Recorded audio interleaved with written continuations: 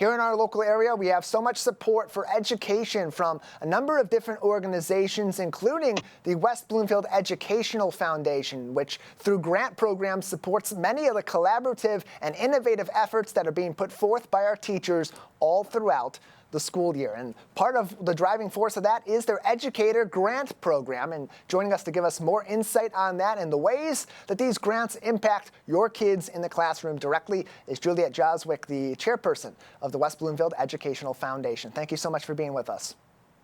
Tyler, thank you so much. The WBF is very happy to be on CCTV. And we're glad to have you on to tell us about this, because this really is the driving force of what you do at the WBEF, providing these grants to our teachers. Take us through the origin and ultimately the mission behind the Educator Grant Program. Sure.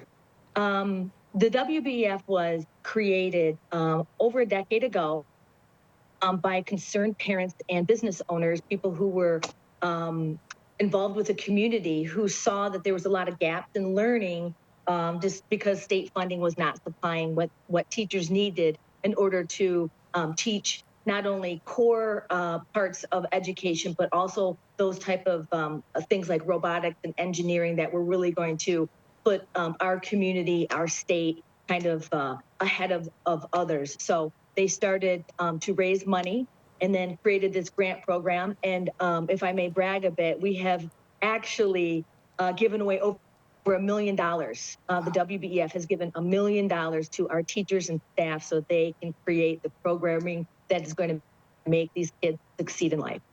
And just over the past few rounds of this, right around $100,000 of that, just over the last few years, looking back at some of the more recent accomplishments, 2023-24 was over $30,000, same with 2022 and with 2021. So it's really a significant contribution from the community to support these grants. Where ultimately do these grants go to? How do they, down the line, then get into the classroom and support our students and educators? Great question. What we do is we open up a grant submission program. It goes until late October. And it's a really neat program that Andrea Frank, who runs our community education department, she created. So it's a real fun situation where the teachers are able to type in what type of products that they need and services that they need. We as a grant committee take a look at those items, and we won't offer grants for food, field trips, or furniture. But beyond that, a lot of people say, oh, hey, a lot of these grants that you're giving to these teachers is to buy toys. People think, oh, Legos are toys. Actually, the Lego company has created some manipulatives that absolutely foster innovation, problem solving, collaborative communication among the students. And that's what we do, is we try and make sure that the interesting hands-on tools for learning are in the teacher's hands and ultimately the student. And it all comes at kind of the perfect time of the year, kind of step by step, because as you said, those applications from these teachers, they come in October. Early on in the month of November, you have your biggest fundraiser of the year with casino night, and then you get to deliberate on how all those dollars that have come in from that big event and all throughout the last year ultimately go to the teachers. And so with so many applications that have been submitted over the course of the past year for this year's round of grants, what are some of the more interesting proposals maybe you've seen so far that you're deliberating on? Sure. So we had 50 teachers apply. We were able to honor a little over 30 grants. And we have a maximum payout of $750 per grant. We did, with COVID, we did have some higher prices for our banquet venue, our where we have our casino night. Right now, Casino Night is the only fundraiser that we have for the WBEF. We're actually, I have some new directors on our board, Kristen Murray, Kristen Parker. There's a few others that are absolutely coming up with some really great ideas for more events to, create money so we can give back to the teachers. They signed a lot of the things that the teachers are asking for. Two things. Because we have combined schools, a lot of the lower elementary schools used to be kindergarten through second grade. Now we are teaching kids from kindergarten to 5th grade. So there are absolutely a very big need for books that the teachers have asked for that will help the kids all the way from kindergarten to 5th grade. Also, something that I have absolutely thought is the absolute, it's just a phenomenal concept, social emotional learning. It teaches kids how to process their feelings, how to self-regulate, and the research shows that kids that have a strong emotional intelligence perform better on tests, are less disruptive, make friends, and the social emotional learning helps these students learn how to be in the workforce, because ultimately this is what we're trying to do, to train students to become educated, emotionally intelligent adults that give back to the community.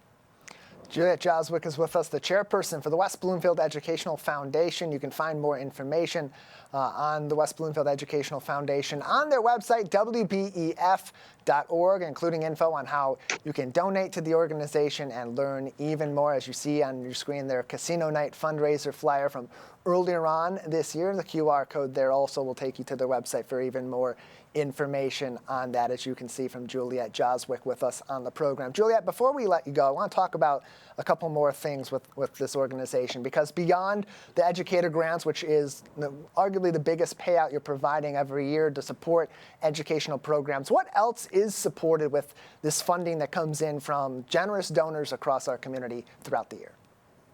Yeah, most of our donors are both large and small businesses within the community, but we've had construction companies, law firms, accounting, literally anybody who has a business in West Bloomfield and in other neighboring communities. We would welcome your partnership. We do a really fantastic job of advertising our sponsors at Casino Night on February 7th this year at Glen Oaks. But we also throughout the year thank generous donors on our site in various other publications. And finally, as we look forward and we get toward that big fundraiser coming up in February, the awarding of those grants shortly after that, Juliet, ultimately when people are at home watching this or they're listening to this, they're learning about the Educational Foundation. In your belief, why are efforts like this to support our classrooms, to support our teachers, vital to Greater West Bloomfield? Tyler, that's a great question. And I'm not just saying this because I'm a realtor, but I know that intelligent communities that are thriving because they have kids that are graduating high school, going on to trade school or college, or jumping into the workforce ready to help the community. I know that home values increase when we have a better school district, when we have kids that test better, that get into great colleges and trade schools. I just absolutely know that if our school district is doing well with our students, then your home value, even if you don't have a kid in the school district anymore, they're all grown and flown, your home values are absolutely directly tied to a healthy school system. And it helps to impact our kids in their future too. All the more reason your kids, your neighbors' kids, maybe even your grandchildren down the line, if they're grown up in Greater West Bloomfield, can have a massive impact made on them by one small project that's just a little kernel of an idea from one of our educators' minds, and ultimately supported by organizations like the West Bloomfield Educational Foundation. Juliet, before we let you go, anything else you'd like to tell the audience today? Well, Tyler, I'm going to I kind of buried the lead on this one, but over the weekend, we have, as a board, are trying to locate some exciting new entertainment, and we think that we found it. So maybe we can do a follow-up interview when we have all of our negotiations secured for the new entertainment that we have for Casino Night.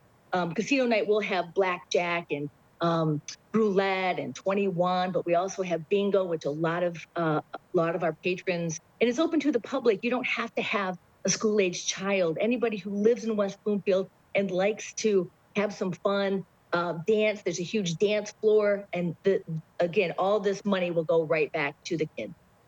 More information can be found on wbef.org. Casino Night, Friday, February 7th from 7 p.m. to 11 p.m. at Glen Oaks in Farmington Hills. Juliet, thank you so much for your time today. Tyler, thank you, and look forward to seeing you again.